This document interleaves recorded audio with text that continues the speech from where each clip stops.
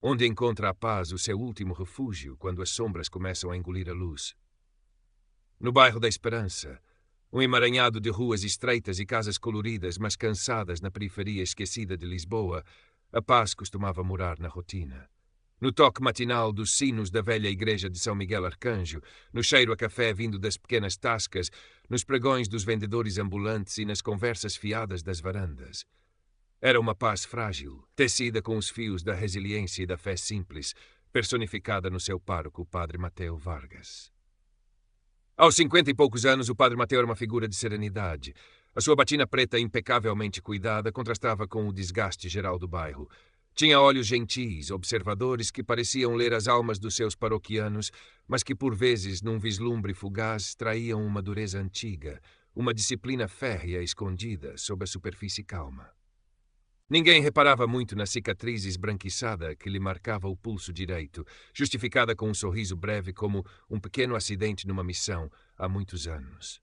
Era apenas o Padre Mateo, o homem bom que ouvia confissões, organizava a sopa dos pobres e tentava manter os jovens longe de sarilhos. Mas nas últimas semanas, uma dissonância perturbava a melodia familiar do bairro. Um rumor baixo, gutural que crescia a cada noite, o ronco ameaçador de motores potentes. Motos grandes, escuras, montadas por homens vestidos de couro negro, com escorpiões estilizados cozidos nas costas dos casacos. Los escorpiões negros chamavam-se a si mesmos. Tinham chegado como uma praga silenciosa, primeiro observando, depois marcando território. Pequenos atos de vandalismo, olhares intimidatórios aos comerciantes, a música alta e agressiva que rasgava a noite. O medo, como uma umidade pegajosa, começava a infiltrar-se nas paredes e nos corações do bairro da Esperança. O Padre Mateo observava tudo da janela da sua modesta casa paroquial, adjacente à igreja.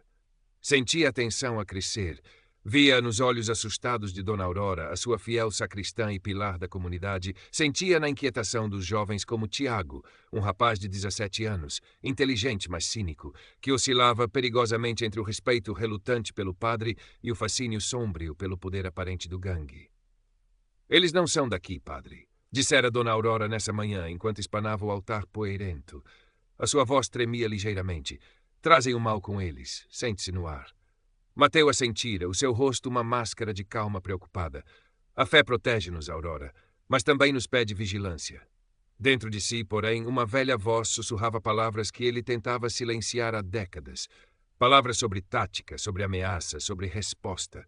Palavras que não pertenciam a um servo de Deus, ou pertenciam de uma forma que ele ainda lutava por compreender. O cheiro a incenso na igreja misturava-se na sua memória olfativa com outro cheiro acre, metálico, o cheiro de fumo e medo de um passado que ele julgava ter enterrado sob a batina e as orações. Um passado onde homens como aqueles que agora infestavam o seu bairro não eram estranhos. Eram o inimigo. O primeiro confronto direto não tardou. Numa tarde quente de junho, com o sol a bater forte no Largo de São Miguel, o coração do bairro, 3 motos dos escorpiões pararam ruidosamente em frente à pequena mercearia do Sr. Aníbal. O líder desceu, um homem corpulento, de rosto marcado e olhar frio como aço polido. Tatuagens de escorpiões espreitavam por baixo das mangas do casaco de cabedal gasto. Héctor El Martillo Gomes era assim que se fazia chamar. Os outros 2 mais jovens mantiveram-se nas motos, motores a trabalhar, como cães de guarda prontos a atacar. Héctor entrou na mercearia. Não se ouviu nada durante 1 minuto. Depois um som de prateleiras a cair e vidro a partir-se. O Sr. Aníbal, um homem pequeno e de bigode branco, saiu disparado, pálido como cera. Héctor seguiu calmamente, limpando as mãos às calças, um sorriso de escárnio nos lábios. Apenas um aviso, velho, rosnou Héctor, a sua voz grave ecoando no largo subitamente silencioso. A proteção tem um preço, e neste bairro, quem cobra somos nós. O Padre Mateo, que saía da igreja naquele momento, parou. O seu olhar cruzou o de Héctor. Houve um instante de reconhecimento mútuo, uma faísca elétrica no ar pesado. Mateo conhecia aquele olhar, aquela postura arrogante, aquela crueldade latente. Conhecia de outro tempo, de outro lugar, sob outro céu. Um lugar de poeira, suor e decisões impossíveis.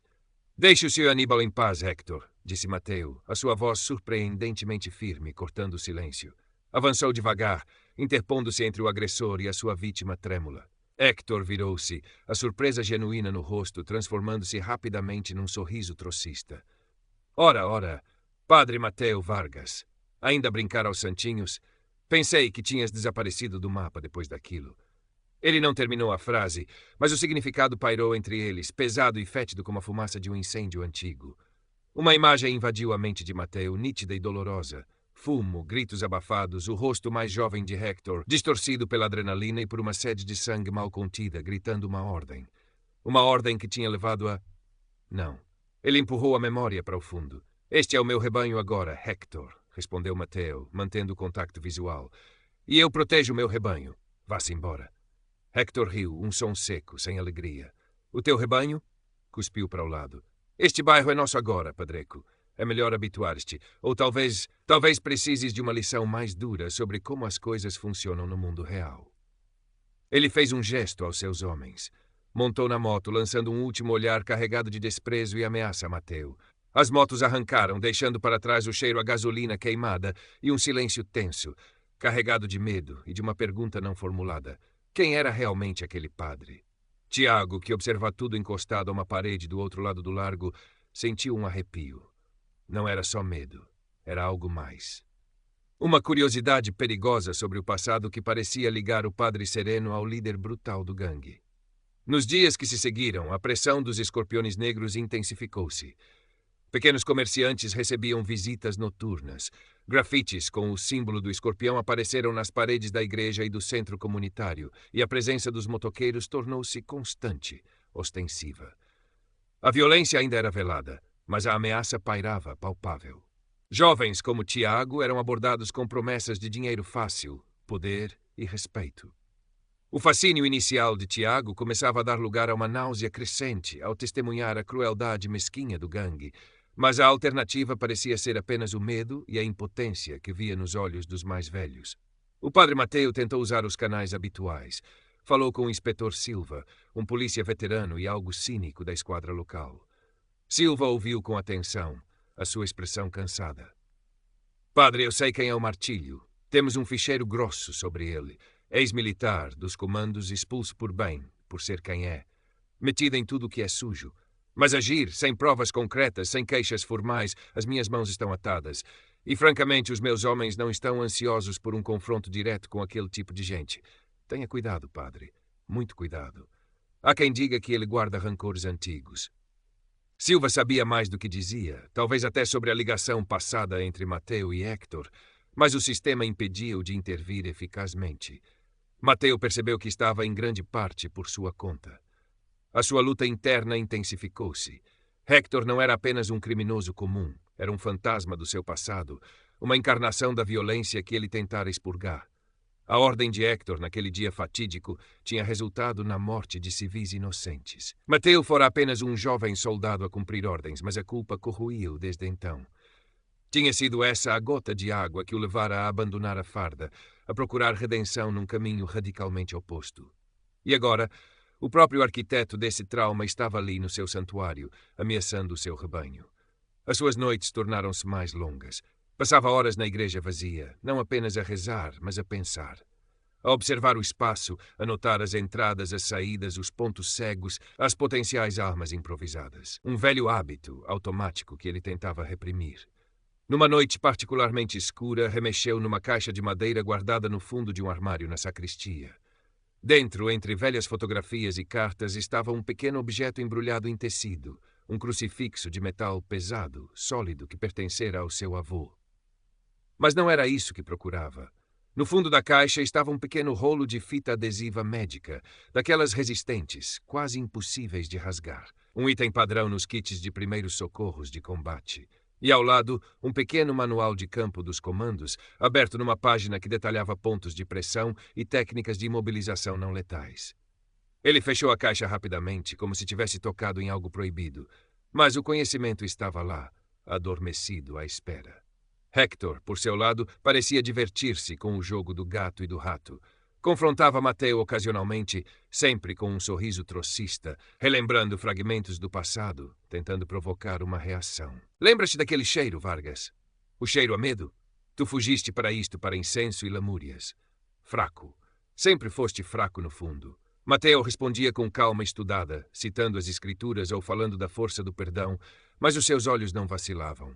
E Héctor, apesar da sua arrogância, sentia uma corrente subterrânea naquele padre que o inquietava. Não era medo, era outra coisa. Controlo. A tensão atingiu o pico com a aproximação da festa de São Miguel Arcanjo, o padroeiro do bairro. Era o evento mais importante do ano, uma noite de música, sardinha assada, manjericos e fé partilhada no largo da igreja. O inspetor Silva ligou a Mateo. Fontes minhas dizem que o Martílio está a planear algo grande para a noite da festa. Querem tomar conta do bairro de vez, fazer uma demonstração de força que ninguém esqueça. Reforcei a patrulha, mas seja realista, padre. Mateo sabia o que tinha de fazer. A diplomacia falhara. A lei era impotente. A fé era o seu escudo, mas talvez Deus lhe tivesse dado outras ferramentas que ele agora precisava de usar, por mais relutante que estivesse.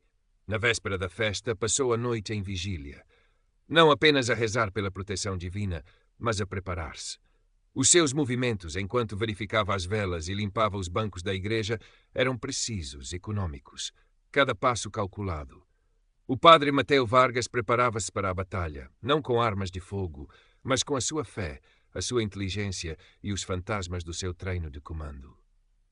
A noite da festa de São Miguel chegou, vibrante e ruidosa, uma explosão de vida que desafiava a sombra crescente dos escorpiões. O largo estava apinhado. O cheiro a sardinha assada misturava-se com o aroma doce dos manjericos. A música popular portuguesa convidava à dança. As luzes coloridas piscavam, criando um ambiente quase mágico, uma bolha de alegria precária. O padre Mateo circulava entre os seus paroquianos, sorrindo, abençoando, mas os seus olhos perscrutavam as entradas do largo, a sua postura alerta sob a batina festiva. Dona Aurora, ao seu lado, segurava um terço, os seus lábios movendo-se em oração silenciosa. Tiago estava com um grupo de amigos, tentando parecer indiferente, mas os seus olhos também vagueavam nervosamente.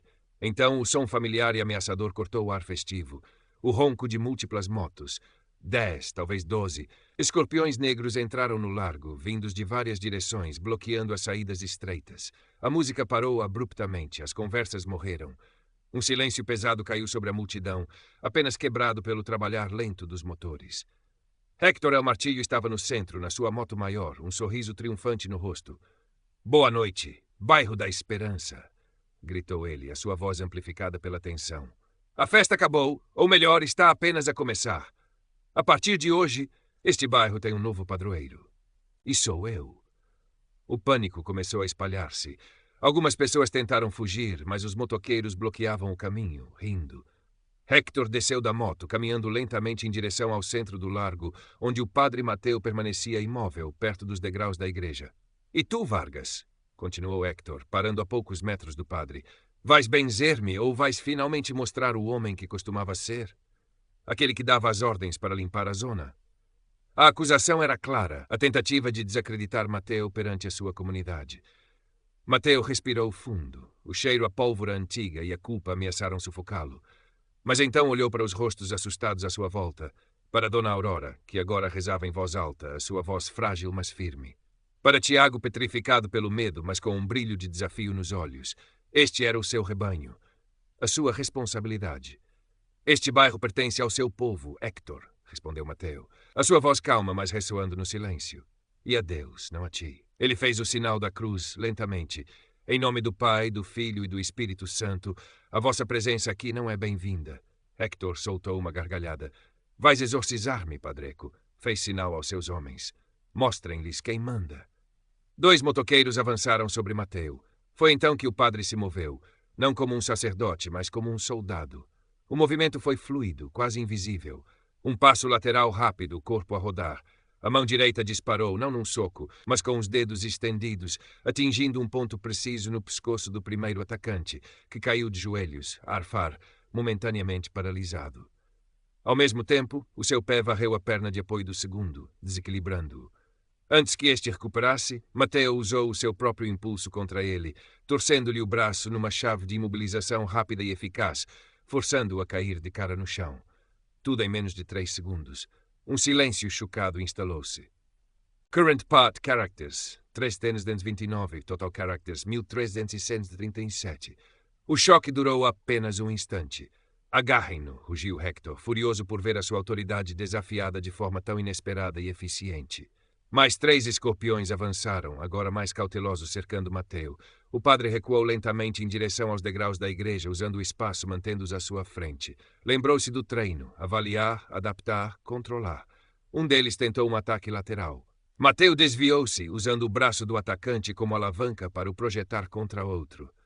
O terceiro veio de frente, com uma faca a brilhar na mão. Mateu bloqueou o braço armado com o antebraço. A velha cicatriz pareceu pulsar, ao mesmo tempo que aplicava uma pressão aguda com os nós dos dedos num nervo do pulso. A faca caiu com um tilintar metálico. Um golpe rápido na base do crânio e o homem ficou inconsciente. O caos explodiu no largo. Alguns paroquianos gritavam, outros tentavam fugir. Mas algo mais estava a acontecer. Inspirados pela coragem inesperada do seu padre, alguns começaram a reagir. Tiago, superando o medo, gritou para os amigos: "Vamos, ajudem." Com um empurrão coordenado, derrubaram uma das barracas de comes e bebes, criando uma barricada improvisada que bloqueou o avanço de mais 2 motoqueiros. Dona Aurora, de pé nos degraus da igreja, começou a cantar um hino antigo, a sua voz surpreendentemente poderosa elevando-se acima do barulho. Outras vozes juntaram-se à dela, um coro de fé e desafio que pareceu desnortear momentaneamente alguns dos atacantes. Mateu aproveitou a distração. Desarmou mais um membro do gangue, usando o pesado crucifixo de metal como uma arma de bloqueio e impacto não letal. Outro foi imobilizado contra a grade de ferro forjado de uma janela próxima, usando a fita adesiva médica que tinha no bolso da batina para prender os seus pulsos rapidamente. As suas ações eram precisas, quase cirúrgicas, focadas em incapacitar, não em ferir gravemente.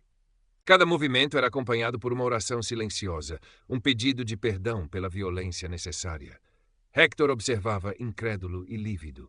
Aquele não era o Vargas que ele se lembrava, o soldado hesitante que obedecia a ordens. Este era algo diferente. Mais velho, sim, mas mais rápido, mais focado, mais perigoso na sua calma controlada. O passado veio à tona com força. A humilhação da expulsão, o ressentimento contra Mateu, que sempre parecera ter uma bússola moral que ele próprio desprezava e invejava secretamente. "Chega!" berrou Hector, puxando uma pistola da cintura. A multidão amotinou-se ainda mais ao ver a arma de fogo. "Acaba aqui, Vargas, tal como devia ter acabado naquela maldita selva." Ele apontou a arma, não a Mateu, mas a Tiago, que estava perto da barricada improvisada. O rapaz congelou, os olhos arregalados de terror. Mateu viu o movimento, viu o alvo, viu a repetição do padrão. Uma ordem brutal, um inocente em perigo. A culpa e a raiva antiga fundiram-se numa clareza gelada. Desta vez não haveria hesitação. Desta vez ele não seria cúmplice. Num latim claro e cortante, uma frase ecoou, surpreendendo todos, incluindo Hector. "Vá de retro, Satana! Afasta-te, Satanás!" No instante em que as palavras latinas ecoaram, antes que Hector pudesse processar a estranheza do comando ou premir o gatilho, Mateu explodiu em movimento. Não foi uma carga cega, mas uma série de passos rápidos e calculados que cobriram a distância entre eles em segundos. Hector, surpreendido pela velocidade e pela frase inesperada, hesitou por uma fração de segundo. Foi o suficiente. Mateu não foi direto à arma. Em vez disso, atingiu o pulso de Hector com a palma da mão aberta, num golpe seco e preciso que fez a pistola voar e cair inofensivamente nas lajes do largo. Ao mesmo tempo, o seu outro braço envolveu o pescoço de Hector por trás, não para a estrangular, mas para controlar a sua cabeça e o seu equilíbrio. Hector debateu-se, a sua força bruta considerável, mas Mateu usou o seu peso e o conhecimento dos pontos de equilíbrio do corpo humano contra ele. A luta foi breve, intensa e feia. Hector tentou cotoveladas, cabeçadas, mas Mateu antecipava cada movimento, colado a ele como uma sombra, neutralizando os ataques antes que ganhassem força. Reconhecia o estilo de luta desesperado e brutal de Hector, o mesmo que vira no passado, mas agora não havia ordens a seguir, apenas a necessidade de proteger. Giraram pelo largo, derrubando uma mesa com copos de vinho de plástico. O cheiro a vinho barato misturou-se ao suor e ao medo. Tu não me vais parar outra vez, Vargas, grunhiu Hector, tentando libertar-se. Aquele dia foi culpa tua também. Devias ter seguido a ordem. A ordem estava errada, Hector, respondeu Mateu, a sua voz tensa pelo esforço, mas firme. E tu sabias. Eu sei que sabias. Ele viu a hesitação nos olhos de Hector, um vislumbre da consciência que ele tentava afogar em violência. Com um último esforço, Mateu desequilibrou Hector, usando uma técnica de projeção que o fez cair pesadamente de costas. Antes que Hector pudesse reagir, Mateu estava sobre ele, um joelho a pressionar o seu peito, as suas mãos a prenderem os pulsos de Hector contra o chão. Não com ódio, mas com uma força resoluta, final. Acabou, Hector, disse Mateu, ofegante. O seu olhar não era de triunfo, mas de uma profunda tristeza. Acabou. O som das sirenes da polícia começou a ouvir-se ao longe, aproximando-se rapidamente. Os restantes membros dos Escorpiones Negros, vendo seu líder subjugado e a polícia a chegar, entraram em pânico. Alguns tentaram fugir nas motos, mas a barricada improvisada e a própria multidão, agora mais ousada, dificultaram a fuga. Outros simplesmente renderam-se quando os primeiros agentes da polícia, liderados pelo inspetor Silva, entraram no largo, armas em punho. Silva aproximou-se de Mateu, que ainda mantinha Hector imobilizado. O inspetor olhou para o padre, depois para o líder do gangue derrotado e para o cenário de caos controlado. Um leve sorriso irônico tocou os seus lábios. Parece que a festa teve um final. Inesperado, padre. Precisa de ajuda com este. Mateu abanou a cabeça, levantando-se lentamente. Os seus músculos doíam. A adrenalina começava a diminuir, deixando para trás um cansaço profundo, físico e espiritual. Levem-no, disse simplesmente. Enquanto a polícia algemava Hector e os seus homens, o silêncio voltou a cair no largo. Mas era um silêncio diferente. Não de medo, mas de espanto, de alívio e de uma nova compreensão. Os paroquianos olhavam para o padre Mateu com uma mistura de emoções. Respeito, admiração, talvez um pouco de receio pela capacidade de violência controlada que tinham testemunhado. Mas, acima de tudo, gratidão. Dona Aurora aproximou-se, o terço ainda na mão, os olhos úmidos. Padre, o senhor, São Miguel protegeu-nos através de si. Mateu olhou para as suas próprias mãos, que tremiam ligeiramente. Mãos que tinham sido treinadas para tirar vidas, que tinham encontrado redenção na bênção e na Eucaristia e que agora tinham voltado a usar a força. Foi a coragem de todos, Aurora, respondeu ele, a voz rouca. A vossa fé, a vossa união, isso é que derrotou o medo. Viu Tiago de pé perto da barricada desfeita, a olhar para ele. Não havia mais cinismo no olhar do rapaz, apenas uma admiração hesitante e uma pergunta silenciosa. Mateu acenou-lhe com a cabeça, um gesto de reconhecimento e talvez de convite. Tiago desviou o olhar, corando ligeiramente, mas não se afastou. Um pequeno passo tinha sido dado. A limpeza do largo começou quase de imediato, um esforço comunitário espontâneo. Mesas eram levantadas, cacos de vidro varridos, as últimas brasas das sardinhas apagadas. Havia uma sensação de propósito partilhado, de território recuperado. O bairro da Esperança tinha enfrentado a escuridão e não se tinha quebrado. Tinha encontrado força na sua figura mais inesperada e, mais importante, em si mesmo. Nos dias e semanas que se seguiram, uma mudança subtil, mas profunda, instalou-se no bairro. Os Escorpiones Negros desapareceram, o seu líder preso e a sua estrutura local desmantelada, graças às informações que Hector, surpreendentemente, começou a fornecer à polícia. Talvez por vingança contra superiores que o abandonaram, talvez por um último resquício de consciência despertado pelo confronto. O medo que pairava no ar dissipou-se, substituído por uma cautela vigilante e um renovado espírito comunitário. O padre Mateu continuou o seu trabalho pastoral, celebrando a missa, ouvindo confissões, visitando os doentes. Mas algo tinha mudado na forma como era visto. Já não era apenas o padre bom e sereno.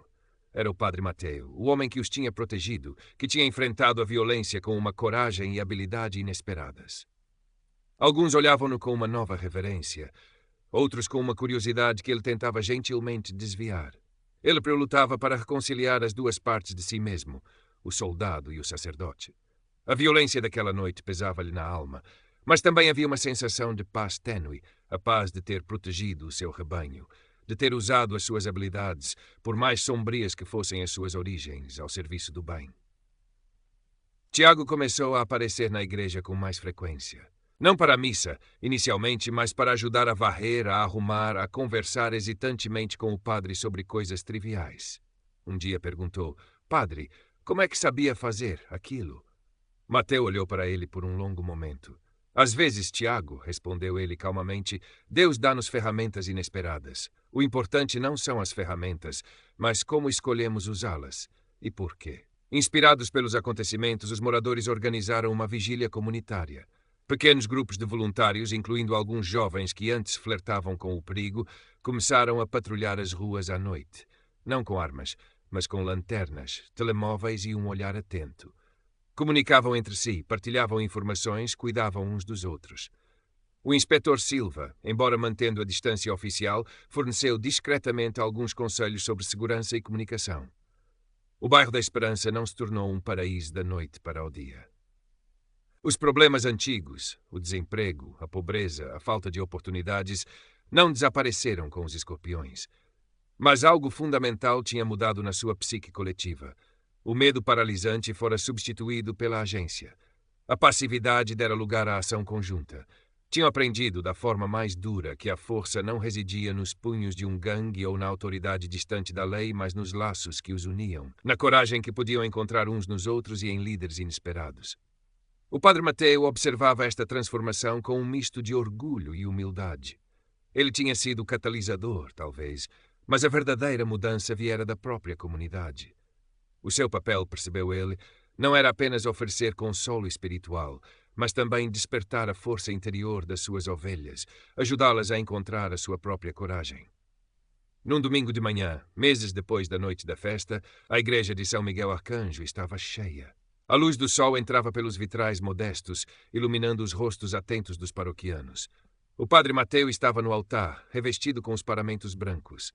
Enquanto erguia a hóstia consagrada, sentiu o peso familiar do seu passado, as memórias da violência, a culpa, a luta pela redenção. Mas pela primeira vez em muitos anos, esse peso não o esmagava. Parecia equilibrado por algo novo.